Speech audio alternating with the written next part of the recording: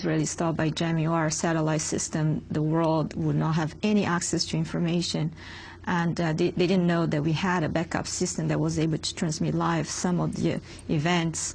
And obviously, it was dark in the middle of the ocean, so they thought they had it all taken care as far as like no information would come out. They would be the only ones holding the information because they were obviously filming.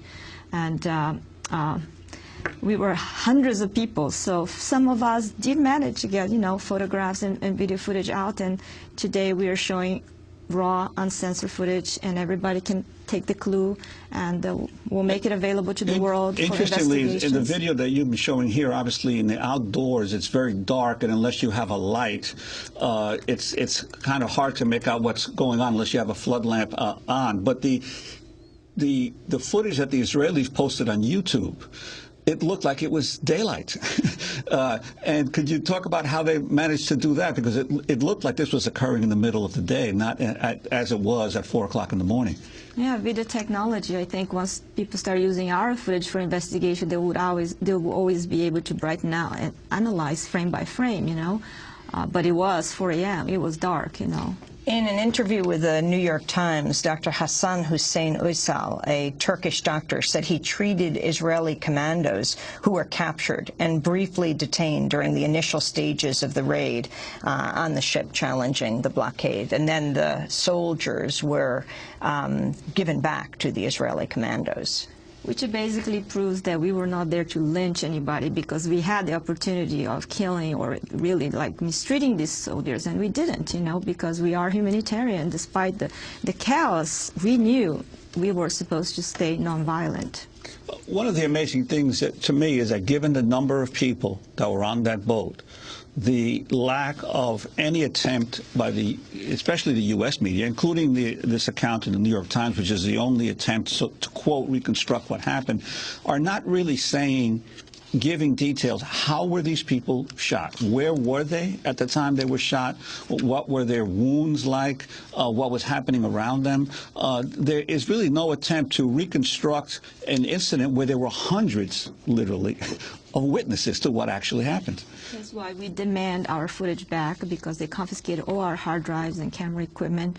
We could reconstruct the events if we were giving our footage back and not the IDF used in a manipulative fashion. They are extracting things for their stories and putting on the YouTube IDF channel. This is like complete violation of respect for media and, Yesterday we interviewed two reporters from the Sydney Morning Herald, reporter and photographer, Paul McGill and Kate Garrity, and she managed to secrete a few of her discs out. They found others, but they kept all of their equipment, $60,000 to $80,000 of equipment and hard drives. They repeatedly said they would return it, but on the Turkish dock there was none of it. People can go online and see her photographs on our website. Interestingly, also, a group of top Israeli Naval Reserve officers Sunday, this was in, I believe, in Haaretz, publicly called on Israel to allow an external probe into its commando raid of a Gaza-bound humanitarian aid flotilla. They wrote a letter to Netanyahu and the Israeli Defense Forces chief. The Navy officers denounced the commando raid as having ended in tragedy with both the military and diplomatic levels. They said, "We disagree with the widespread claims that this was the result of an intelligence rift. In addition, we do not accept claims that this was a public relations failure, and we think the plan was doomed to failure from the beginning."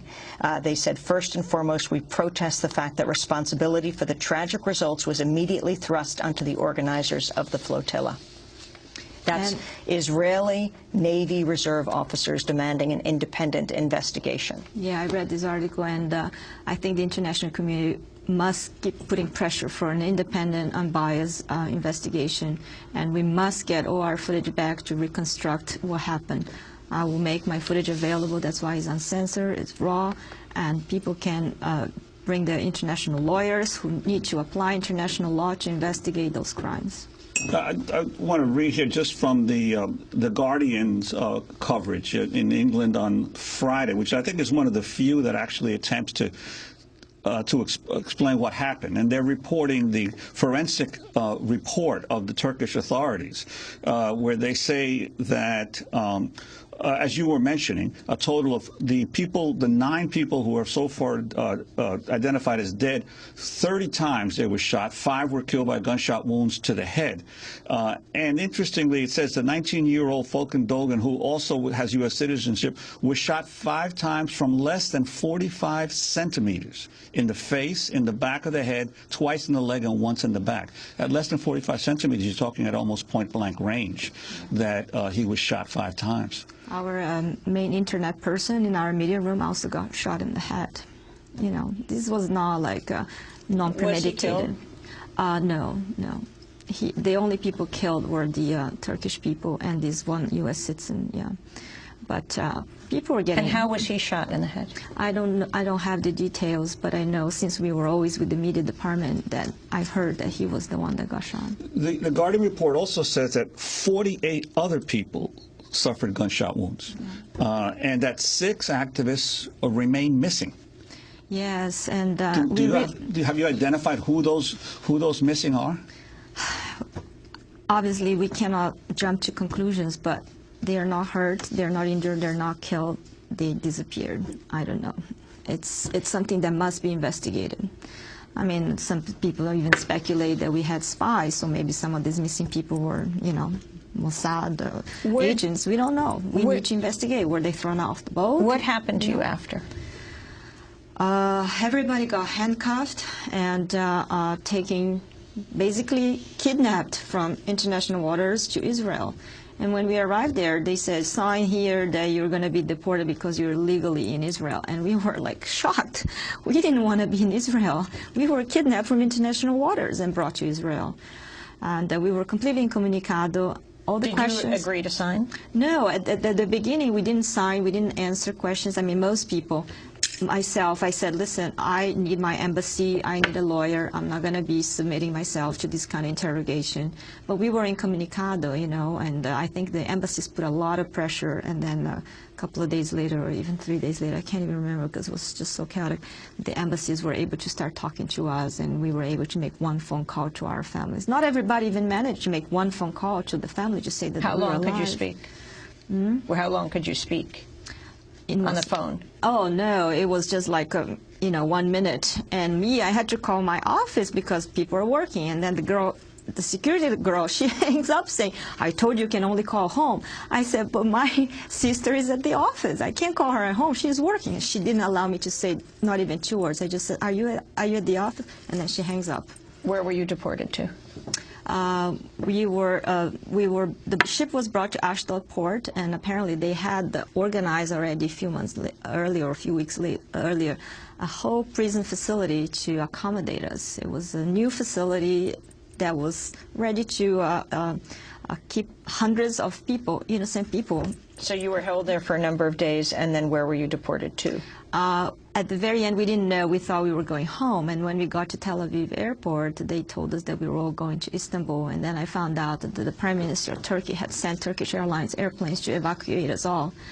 That was another, like, a huge drama because the Turkish Prime Minister said that we would not depart until everybody was returned to especially the president of IHH, the IHH, the main humanitarian organization. So we sat at the Tel Aviv airstrip on these planes for many, many hours in complete agony because there was some sort of declaration that if they didn't release the president of IHH, this would be considered a declaration of war. And I was just like, my God, this is getting more and more surreal by the minute. And but finally, very late, I think it was like in the middle of the night, they released the president of IHH. We took off and we landed around 4 a.m. in Istanbul, all of us.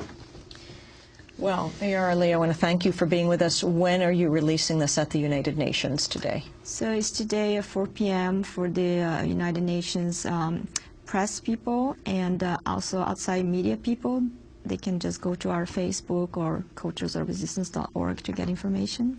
Thank you very much for being with us, Ciara Lee, filmmaker and director of the Cultures of Resistance Network that brings together artists and activists from around the world on the Mavi Marmara. She got this footage smuggled out that we aired today, and there is a full hour that they will be releasing later today. This is Democracy Now!, democracynow.org, The War and Peace Report. Back in a minute.